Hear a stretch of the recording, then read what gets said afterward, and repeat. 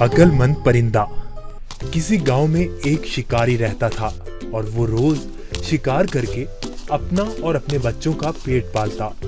ایک مرتبہ ایسا ہوا کہ شکاری جب شکار کرنے جنگل کی طرف گیا تو اسے آسمان میں ایک بہت ہی خوبصورت اور نایاب چڑیا اڑتی نظر آئی۔ چڑیا کو دیکھتے ہی شکاری کے منہ میں پانی آ گیا اور وہ سوچنے لگا کہ اگر کسی طرح یہ نایاب چڑیا میرے ہاتھ لگ جائے تو اسے بازار میں مہنگے داموں بیچ کر خوب پیسے کماؤں گا۔ یہ سوچتے ہی شکاری نے بڑی چالاکی اور ہوشیاری سے شکار کے لیے جب اپنا جال بچھایا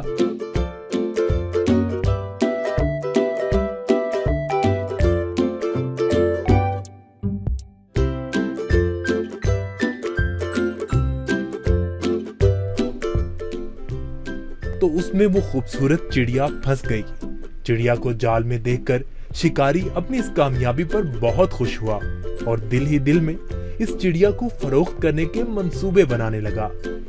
چڑیا جال سے باہر نکلنے کے لیے خوب پھڑپھڑانے لگی، لیکن جب چڑیا کی ساری کوششیں ناکام ہو گئیں اور اسے جال سے آزاد ہونے کی کوئی صورت نظر نہ آئی تو اس نے مایوس ہونے کی بجائے بڑے اطمینان سے شکاری کی طرف دیکھا اور کہنے لگی، اے عقل مند اور بھلے انسان، ذرا میری بات تو سنو۔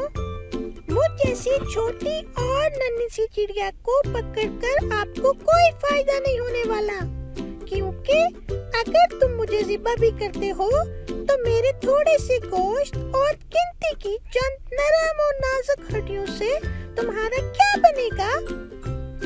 اور اگر تم مجھے بازار میں فروخت بھی کرتے ہو تو تمہیں کتنے روپے ملیں گے؟ لیکن تم میری بات مانو اور تم مجھے اس قید سے آزاد کر دو تو میں تمہیں اس کے بدلے 3 ایسی قیمتی اور انمول نصیحتیں کروں گی جو ہمیشہ تمہارے کام آئیں گی۔ ان میں سے پہلی نصیحت میں تمہارے ہاتھ پہ بیٹھ کے کروں گی، اور نصیحت ایسی ہوگی جسے سن کر تمہارا خون اور بڑھ جائے گا، اور دوسری نصیحت دیوار پر بیٹھ کر کروں گی جو بہت ہی اعلیٰ اور کارآمد ہوگی۔ اس کے بعد تیسری اور آخری نصیحت درخت کی شاخ پر بیٹھ کر کروں گی۔ اس لیے اب تمہاری عقل مندی کا یہی تقاضا ہے کہ تم مجھے آزاد کر دو اور میری ان تینوں نصیحتوں پر عمل کر کے دنیا میں بڑا نام کماؤ۔ شکاری نے چڑیا کی یہ پیشکش سن کر تھوڑی دیر سوچنے اور غور کرنے کے بعد اس کی بات مانتے ہوئے جال کی رسی خود کھول دی۔ رسی کھلتے ہی چڑیا اڑ کر شکاری کے ہاتھ پر آ بیٹھی۔ پہلی نصیحت کرتے ہوئے کہنے لگی، کسی بھی ناممکن بات پر کبھی یقین نہ کرنا، چاہے کوئی بھی کہے۔ یہ بول کر چڑیا اپنے وعدے کے مطابق پھر اڑی اور دیوار پر جا بیٹھی۔ وہیں سے دوسری نصیحت کرنے لگی، گزری ہوئی کسی بھی بات کا غم کبھی نہ کرنا۔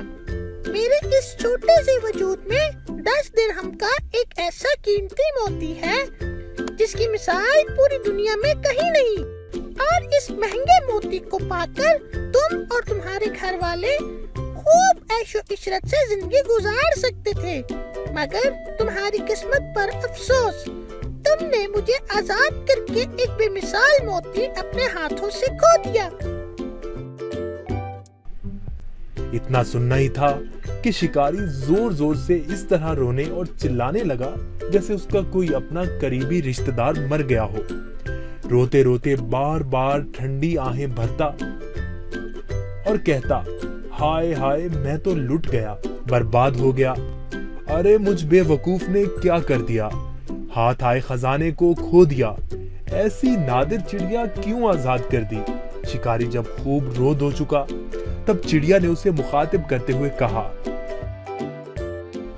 ارے بے وقوف اور احمد شکاری، میں نے پہلے ہی تمہیں نصیحتیں کر دی تھی کہ گزری ہوئی بات کا غم نہ کرنا۔ جب یہ بات ہو ہی گئی تھی تو افسوس سے ہاتھ ملنا کس کام کا؟ اور ہاں اے نادان شکاری، تم نے میری پہلی نصیحت بھی تو غور سے نہیں سنی۔ میں نے کہا تھا نا کہ کسی بھی ناممکن بات کا ہرگز یقین نہیں کرنا چاہیے، खा वो कैसी ही क्यों ना हो। अब जरा अक्ल से काम लो और देखो तो सही, मुझ नन्ही सी जान का पूरा वजूद 3 दिरहम से ज्यादा का नहीं है, तो फिर 10 दिरहम का मोती मेरे छोटे से वजूद में कैसे हो सकता है। बेशक कहती तुम ठीक ही हो ए नन्ही मुन्नी चिड़िया, वो तीसरी नसीहत तो बताती जाओ। अरे भाई, तुमने मेरी पहली नसीहत पर कौन सा अमल कर लिया जो मुझसे तीसरी नसीहत भी सुनना चाहते हो।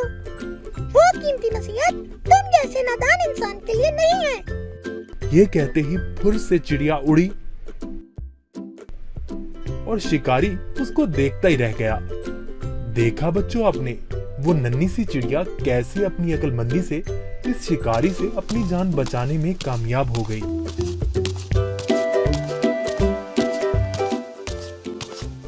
किसी बेवकूफ को नसीहत करना ऐसा है जैसे बंजर जमीन में बीज डालना। अगर आपको हमारी वीडियोस अच्छी लगी हो तो इसको लाइक करें, शेयर करें और हमारे चैनल को सब्सक्राइब करें। शुक्रिया।